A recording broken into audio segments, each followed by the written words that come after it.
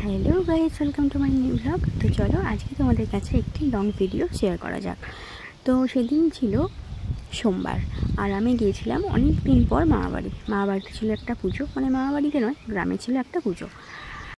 তো এই পুজোর নিয়ম হচ্ছে, মায়ের যে মন্দির আছে, মন্দিরের কাছে একটা পুকুর আছে, তো সেই পুকুরে গ্রামের সকলকে নাকি স্নান করতে হয়। তো সেই মতো আমরাও চলে গেছিলাম।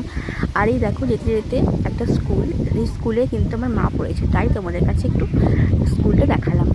তো দেখো, আমরা যথারীতি আমরা পুকুরের কাছে চলে গেছিলাম, আর পুকুরটা ছিল আমার মা বাড়ি থেকে অনেকটাই বেশ দূরে। তো দেখো, অনেক দিন কিন্তু পুকুরে চান করিনি বলে কিন্তু বেশ ভয় করছিল, আর কিন্তু মজাও লাগছিল, যেহেতু সবাই মিলে একসাথে স্নান করতে এসেছি। তো দেখো, স্নান টান শেষ করে, আমি বেশিক্ষণ পুকুরে থাকিনি ভয় লাগছিল বলে। আর স্নান টান শেষ করে দেখো আমি উঠে পড়লাম খুব তাড়াতাড়ি, আর উঠে কিন্তু চলে গেছিলাম শীতলা মায়ের মন্দিরে একটু প্রণাম করতে। আর এই হলো দেখো শীতলা মন্দির, চারদিকটা তোমাদের একটু দেখিয়ে দিই। আর এখানে কিন্তু পুজোটা নয়, পুজোটা হচ্ছে আমাদের মামাবাড়ির একদম পাশেই, মানে পাড়ার মধ্যে বাস্তু পুজো। মানে বাস্তু পুজো অনেকে হয়তো জানো, সব ঠাকুরের যে পুজো, তো সেটা হলো বাস্তু পুজো। এখানে কিন্তু স্নানটা শুধু করে আসতে হয় আর কি।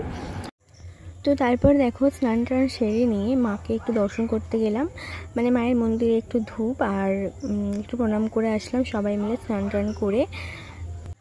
তো দেখো, স্নান টান করার পর মোটামুটি আমাদের কাজ ওখানেই শেষ হয়ে গিয়েছিলো। এরপর আমরা চলে গেছিলাম বাড়ি। আর সেদিন কিন্তু গ্রামের সকলেই, ছোটো থেকে বড় সকলেই কিন্তু এই পুকুরে স্নান করে, মানে এটা আমি দেখে আসছি। আর এই প্রতি বছর কিন্তু এই দিন আমার মা বাড়ি যাই স্নান করতে এই পুকুরে। আর তো দেখো, আমাদের মোটামুটি কাজ শেষ করে আমরা চলে গেছিলাম বাড়ি। এরপর ওই দুপুর 2টো নাগাদ আমরা গেছিলাম পুজো দিতে। আর দেখো, আমি একটা লাল টুকটুকে রঙের শাড়ি পরেছিলাম, কেমন লাগছে অবশ্যই জানিও কমেন্টে। তো দেখো, আমি পুজো নিয়ে গেছিলাম, আর এত প্রচণ্ড রোদ দিয়েছিল কি বলবো, যেহেতু পুজোর থালাটা আমি ধরেছিলাম, তো আমি ছাতা নিতে পারিনি আর জুতোও পরতে পারিনি। আর রাস্তায় এতটাই তেতে ছিল, আমার পা তো পুরো পুড়ে যাচ্ছিলো।